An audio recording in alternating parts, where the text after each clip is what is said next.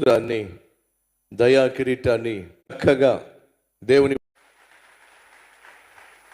మనం పాటించవలసిన ఈ సంవత్సరాన్ని మనం ప్రవేశించాం. ఈ సంవత్సరాన్ని ప్రభువుతోనే ప్రారంభించాలని దేవుని సన్నిధికి వచ్చాం.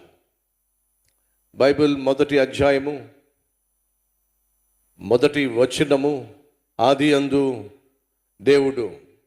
అంతే. ఏమిటట? ఆది అందు దేవుడు. ఆది అందు అంటే అర్థం ఏమిటి? మొదట దేవుడు. చెప్పండి ఒకసారి. మొదట దేవుడు. In the beginning God. ప్రారంభములో దేవుడు. ఆది అందు దేవుడు. మొదట దేవుడు. మన జీవితము, మన సంవత్సరము, మన ప్రతి దినము ఎవరితో ప్రారంభం కావాలి? దేవునితోనే ప్రారంభం కావాలి. ఈ నూతన సంవత్సరంలో సంగమా, ఈ ప్రతి దినము దేవునితోనే ప్రారంభం కావాలి. మీ పని దేవునితో ప్రారంభం కావాలి. మీ ప్రయాణం దేవునితో ప్రారంభం కావాలి. మీ పరిచర్య దేవునితో ప్రారంభం కావాలి. మీ ప్రయత్నాలు దేవునితో ప్రారంభం కావాలి. వింటున్నారా? ప్రతి దినము దేవునితోనే ప్రారంభం కావాలి. ప్రతి పని దేవునితోనే ప్రారంభం కావాలి. ప్రతి ప్రయాణము దేవునితోనే ప్రారంభం కావాలి. ప్రతి పరిచర్య దేవునితోనే ప్రారంభం కావాలి. ప్రతి ప్రయత్నము దేవునితోనే ప్రారంభం కావాలి. అప్పుడే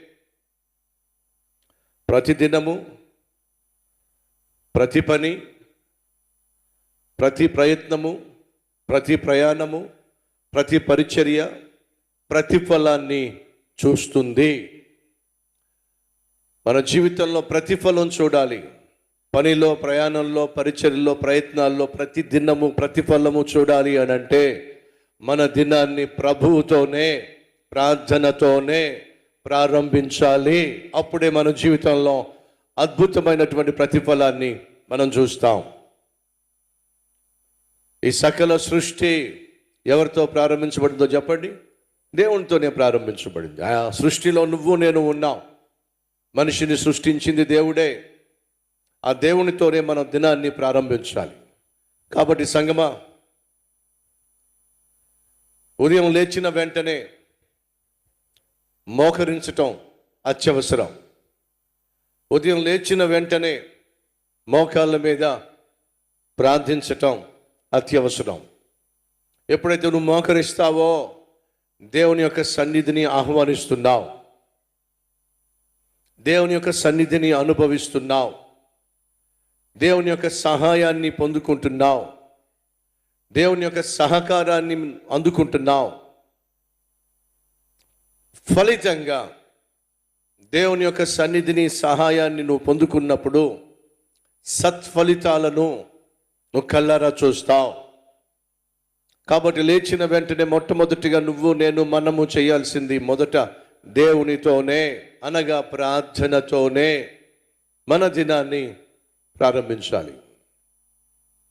మార్కు సువార్త మొదటి అధ్యాయము 35వ వచనంలో ఈ మాట రాయబడి ఉంది. చాలా విలువైన మాట.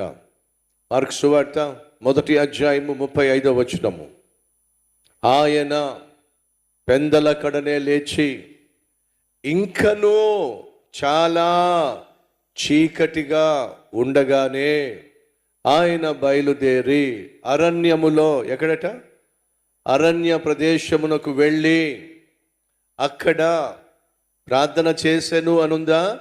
ప్రార్థన చేయుచూ ఉండెను అనుందా?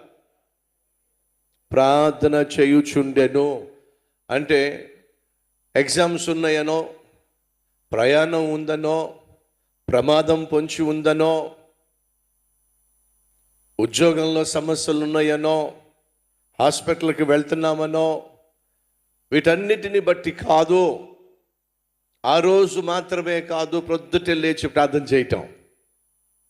ప్రతిదినము ఇది మనకు అలవాటు కావాలి. యేసుక్రీస్తు సర్వశక్తి కలిగిన వాడు, ఆయనకు అసాధ్యమైంది ఏదీ లేదు. అయినప్పటికీ ఆయన పెందలక్కడనే లేచి తండ్రి అయిన దేవుని సన్నిధిలో ప్రార్థన చేయుచుండెను. అంటే ప్రతిరోజు అది ఆయన యొక్క దినచర్య. మన ప్రభు అయిన యేసుక్రీస్తు తన దినమును దేనితో ప్రారంభించాడు? ప్రార్థనతో ప్రారంభించాడు. సరే, ఆయన ప్రార్థన చేసినప్పుడు ఎలా ప్రార్థన చేసేవాడు? అది కూడా బైబిల్లో చక్కగా లిఖించబడి ఉంది. చూద్దాం రండి, ఆయన ఎలా ప్రార్థన చేశాడు. ప్రార్థన చేసినప్పుడు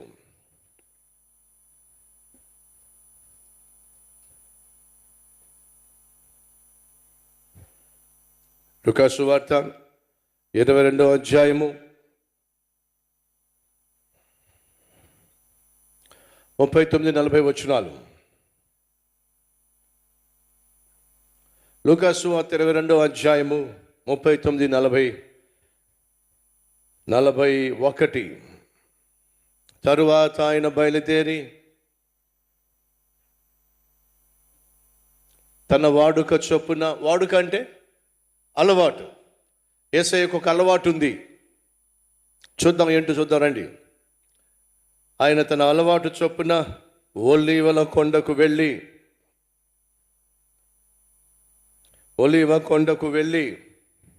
వెళ్ళగా ఆయన శిష్యులు ఆయనను వెంబడించిరి. ఆ చోటు చేరి ఆయన వారితో, మీరు శోధనలో ప్రవేశింపకుండునట్లు ప్రార్థన చేయండి. ప్రార్థన చేస్తే ఏమవుతుంది? శోధనను మనం జయించగలుగుతాం. సైతాను పొంచి ఉంచిన ప్రమాదాన్ని జయించగలుగుతాం. అపవాది సిద్ధం చేసిన అపాయాన్ని జయించగలుగుతాం. ప్రార్థన చేయండి, ప్రమాదంలో పడకుండా, అపాయంలో పడకుండా, శోధనలో పడకుండా అని ప్రభువే సెలవిచ్చాడు.